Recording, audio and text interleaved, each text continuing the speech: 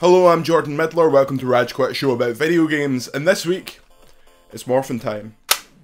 You remember the Power Rangers, those teenagers with attitude that went about making things explode before heading back to high school? Well, as you might imagine, this is quite a premise for a video game, and while they've made a good few total shiters, a new fighting game based off the greatest spandex-based franchise of all time released a couple of weeks ago. Now, as you can guess by the crap behind me, I'm a bit of a fan, and I was hoping this would be the first game that we could truly call more phenomenal. But fittingly, after a few moments in denial, I was filled with the same bitter disappointment I felt after watching the 2017 remake.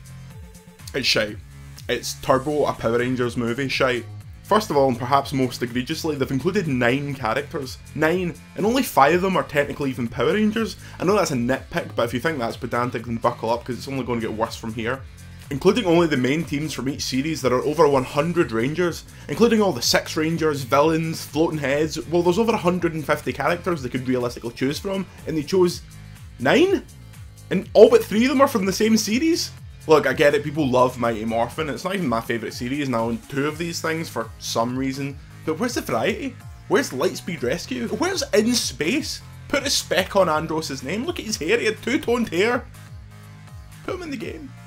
It's a 3v3 fighting game with 9 characters, meaning you see 66% of the roster every fight.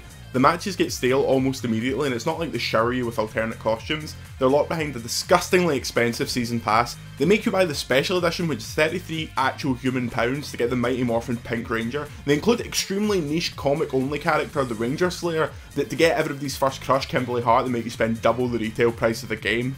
They also picked some really random Rangers. Super Mega Force Yellow. Sure, it's a cool suit that a lot of nerds like due to its connection to Gokaiger. Mighty Morphin Green and Red, sure, they're the Pikachu of the Power Rangers. The SBD Cat? The Magna Defender?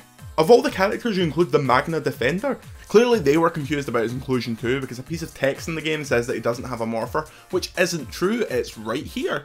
Did you know that it's also a repurposed aura changer from Die Ranger? Bet you didn't. But you would have if you hired me as professional Power Rangers consultant. And the arenas, my god, are they bad? They only include 4 of them and they look absolutely terrible. Look at poor Zordon. What have they done to him? It looks like Phil Mitchell's ghost. Also, where's Alpha? The Megazords are technically represented, by that I mean their foot or their hand is. They are essentially used as an assist move when your first character gets knocked out, but it's just really jarring and feels like a forced inclusion. There's only 3 of them and one of them isn't even a Megazord, it's just Goldar. And not only that, it doesn't even go to the trouble of having Rita Repulsa say, "Make my Goldar grow!"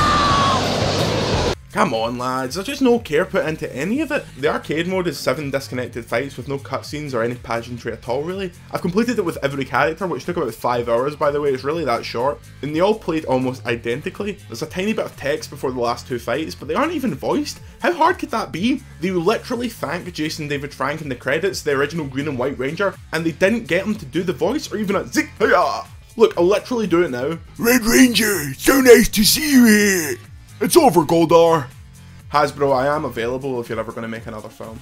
The real tragedy of this game is that the fighting's great. Out of nowhere, the actual combat mechanics are really fast, enjoyable, and surprisingly technical. The developers got advice from several members of the fighting game community, and that really shines through. It's just a shame that it's in this bare bones approximation of a Power Rangers game.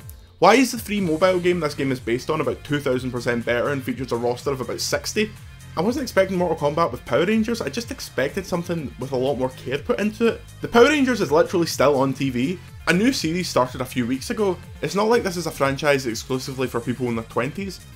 But they didn't even bother putting one of the new Rangers from the series in it. That's a small example, but it's indicative for how slapped together and rushed Power Rangers Battle for the Grid feels. I shouldn't have got excited. I always get this way when they announce a new Power Rangers product and it's just, well, it's disappointing. Maybe in another 20 years. Wait, they've announced the Psycho Rangers as DLC? Maybe everything will be alright? They've saved it! They've saved it! The game's gonna be great! I can feel